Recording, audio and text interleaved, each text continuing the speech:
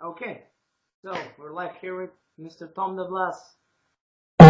Tom, let me start with something fairly simple. Could you tell me about your beginnings in Jiu-Jitsu? How you started training BJJ?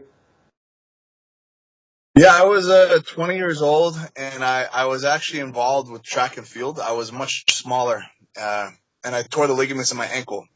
And I remember watching the UFC and thinking that it was pretty interesting. And I found the Ricardo made a black belt. Now, actually, first I found a local school by me because I wanted to get involved in training. And I started training there for like 6 months, and then I heard about Ricardo Almeida, and one of his black belts happened to be in the town over from me. So I started training with him like 6 months in, and then from him, I made the transition to be full time with Ricardo.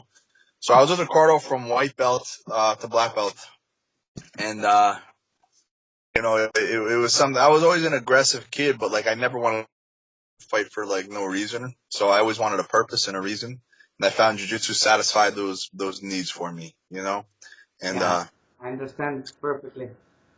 I've been hooked ever since. Yeah, I can get to as well.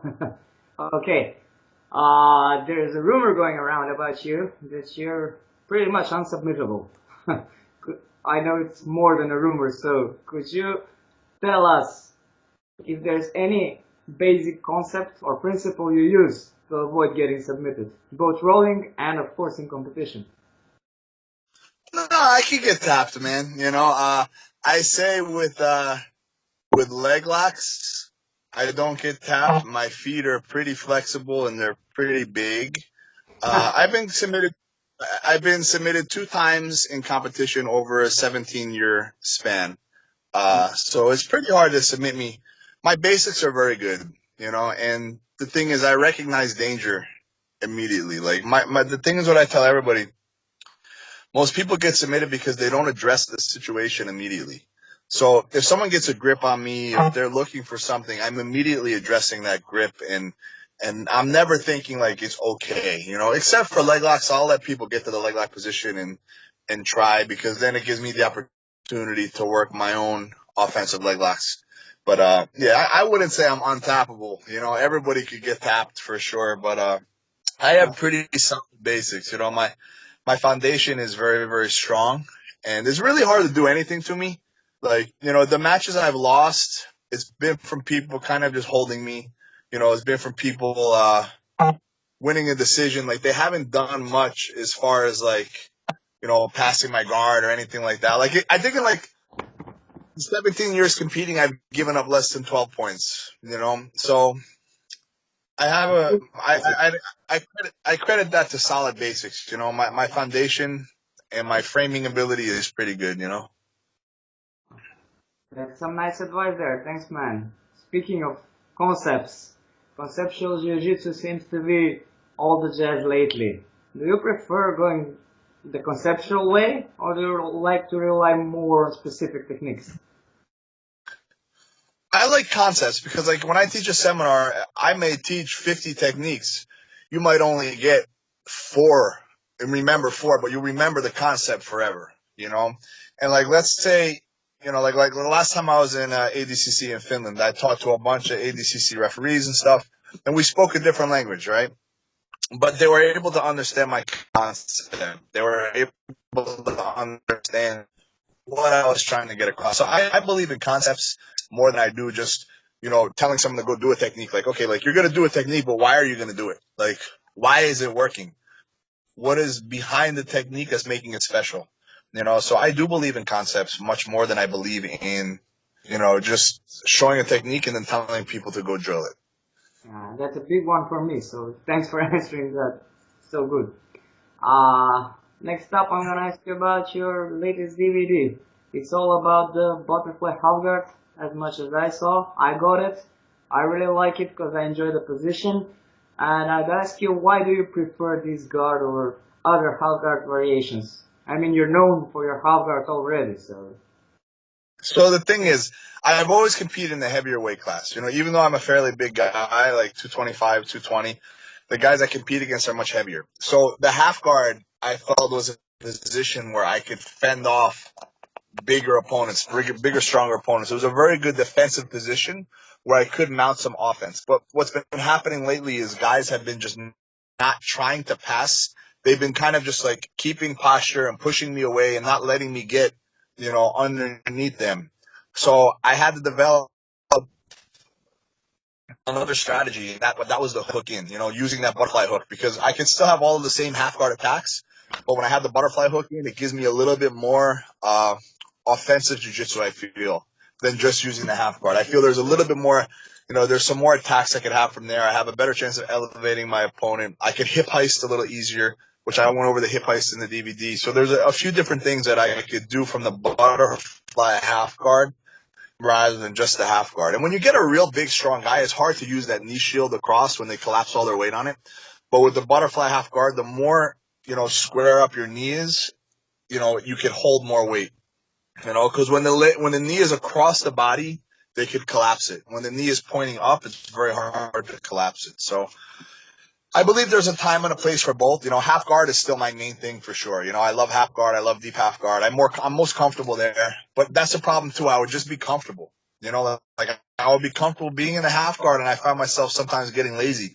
I'm not necessarily looking for a reversal, kind of just keeping the person in my guard to where it's like you have to make things happen.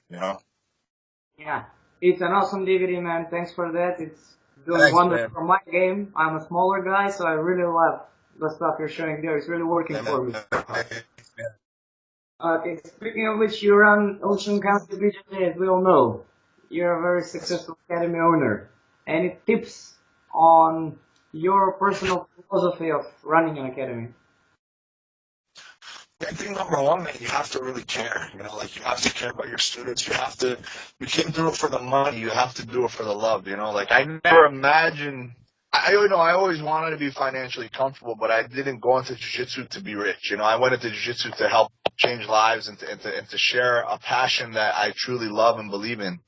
And I think if you care about your students, the sky is the limit. Of course, things have to be run professionally. Like you have to make sure the business aspect is in line. But for me, I don't really look at myself as running a business rather than running like a culture.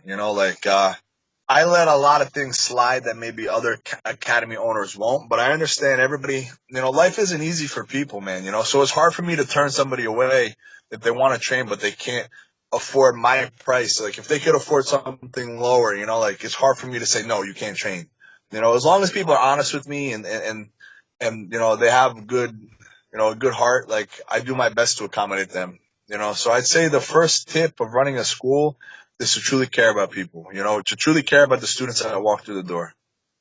That's a nice one, man. Thanks.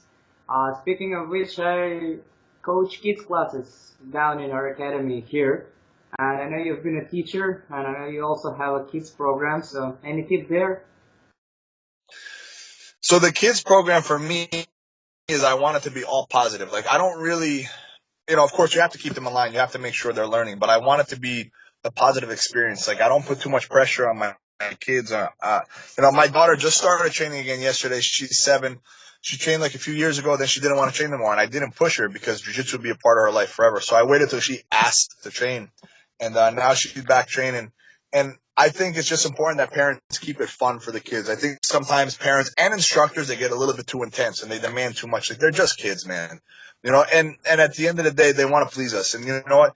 They're not going to be perfect. They're going to act up. Sometimes they're going to have bad days. And it's okay to correct them, but they need to know that you care about them, So I implement any game I implement is directly, persuaded by jiu-jitsu movements. It's not just like a random game that doesn't make any sense. So, I mix it up with technique and some games. I try to keep it fun, but at the end of the day, I feel kids feed off your energy, So if you're positive and you let them know if they're messing up, like it hurts your feelings, they don't want to hurt your feelings, like I find I have a better chance of getting through a child rather than yelling at him, like letting him know, like, he's upsetting me, like you're making me feel bad, and when you talk to kids rather than like just little kids, you have a much better chance of getting through to them because they're people, man. They're just little people, You know, we were all kids. We were all kids, and I remember what it feels like as a kid. You know, I remember specific things as a kid that stick out in my brain, good and I never want to be that bad memory in a child's brain. You know. Yeah, I get it. This is a really cool one with making you feel bad. I'm gonna definitely give it a try next time we're in class, especially with the smaller guys, the tiny champs. Speaking of which, you're 35, right? Uh, 36, man. 36, yeah, okay. You've got a year there. Your physique is as impressive as it gets. We all know that you also have a DVD out about nutrition and strength and conditioning. A word or two on your strength and conditioning routine, please. It's a short but intense one as far as I understand. So I'm kind of switching things up. You know, I did a lot of work with just a 45-pound plate, like get-ups and stuff like that. Lately, I'm doing a lot of isometric work, which wasn't on my DVD. Like, I'm pushing on walls for extended periods of time. I'm pushing against my hands. I'm pulling against my hands because everything in jiu-jitsu is very isometric.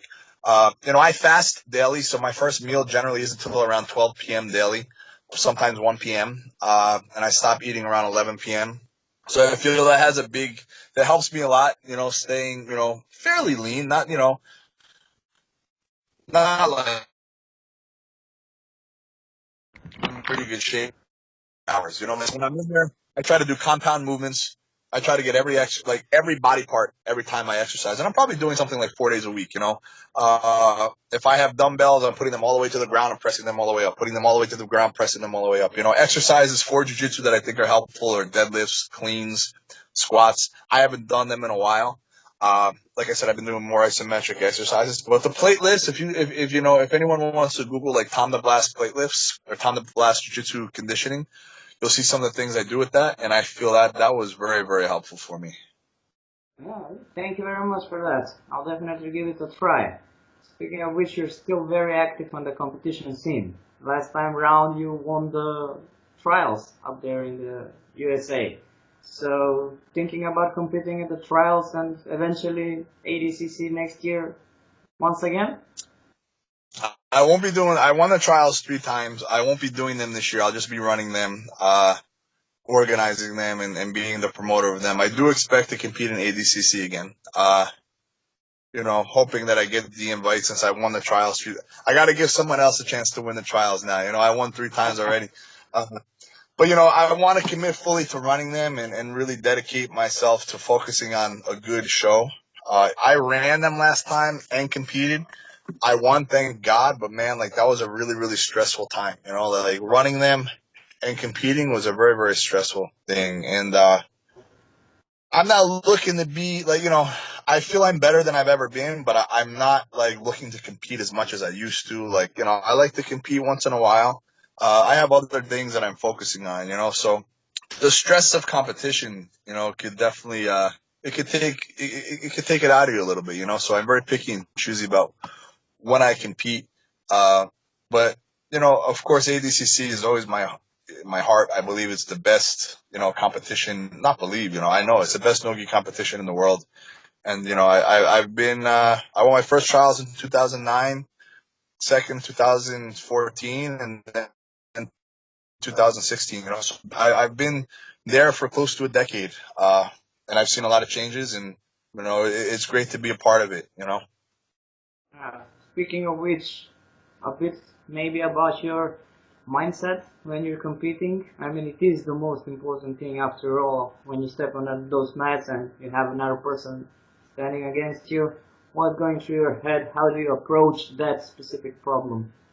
You know, I'm so used to it. I look at, and it's just jujitsu, man. I try to have fun. You know, I try to understand that we do this every day. You know, we're training every day. We're going hard every day, and competition is just like a chance to train with different people. You know, so I try not to put too much emphasis on it.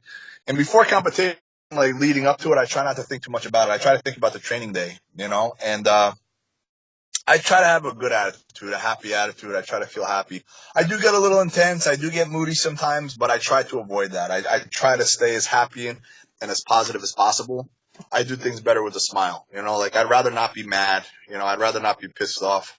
So I try to stay as happy as possible and just be thankful to be out there. And I try to be perfect. I try not to make any mistakes when I compete.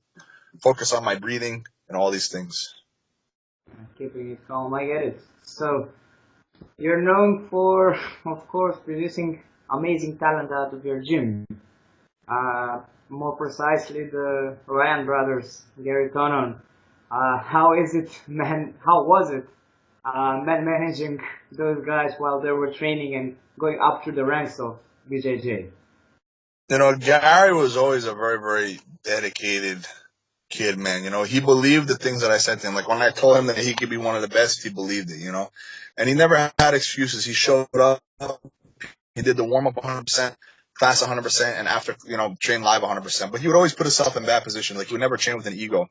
I look at myself more as like a mentor to Gordon as far as like, he comes to me for like life advice and stuff. But I didn't really train Gordon.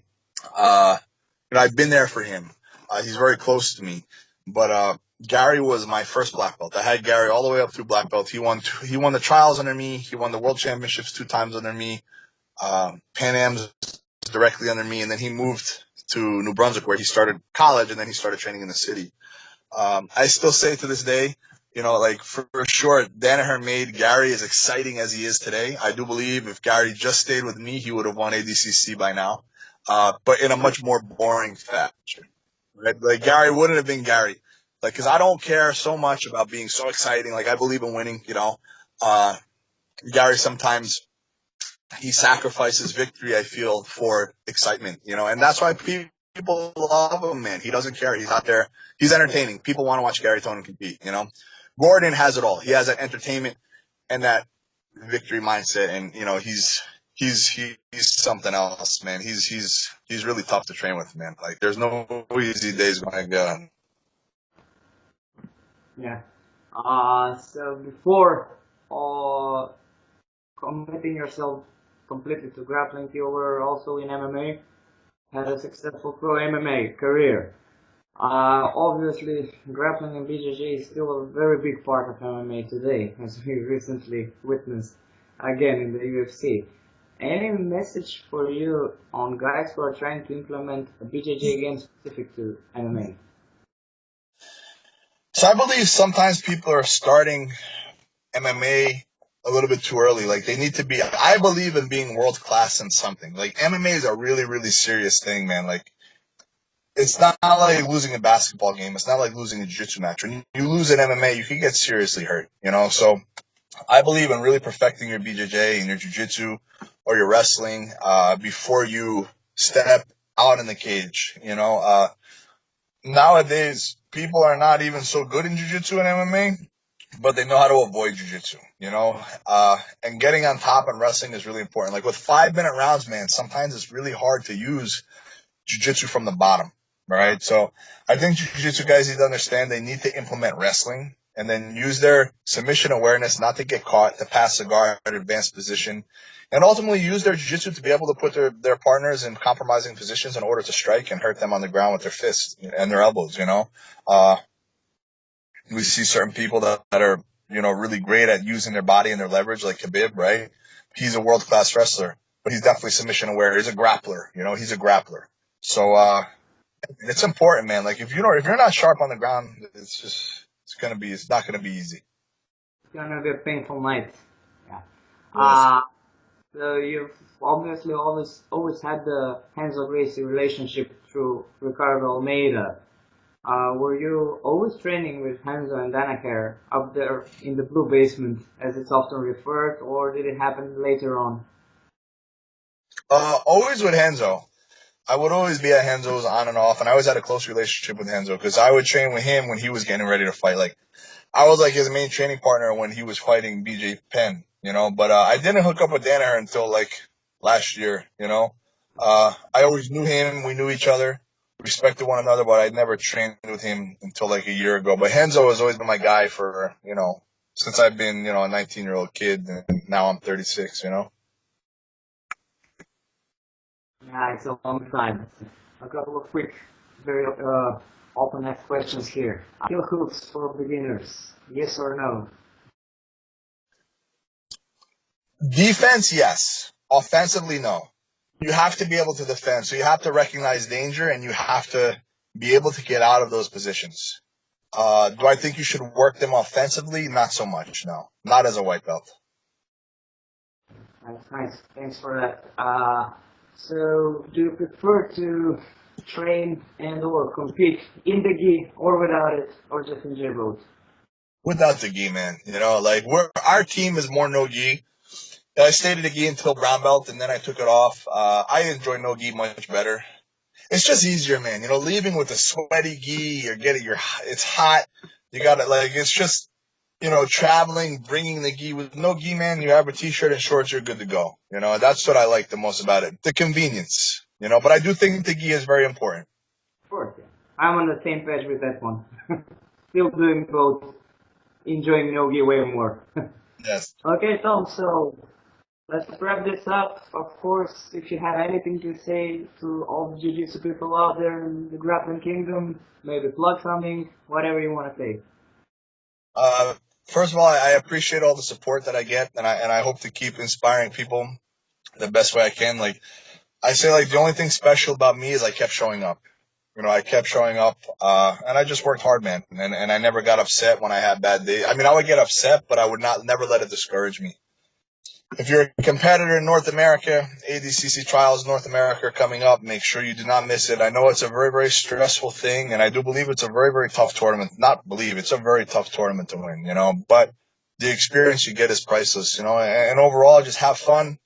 If you're on the mats, be thankful. Try to find the reason to be thankful every day you're training, because life is tough, man, and if we constantly beat ourselves up, we're going to get discouraged, so we have to be our own biggest fan. We have to believe in ourselves and have fun, enjoy life. God bless you guys, and I appreciate you guys. Thank you very much, Tom. You spoke that you're an inspiration. I'm among those people that you inspire a lot. I look up to you a lot, so thank you for this time. Thanks for the interview, and look forward to seeing you both competing and organizing the ADCC trials this year. So, Appreciate you, man. have a nice day, man. Thank you again. Cheers. Thank you so much. Have a good night, man. Bye-bye. Thanks. Bye-bye.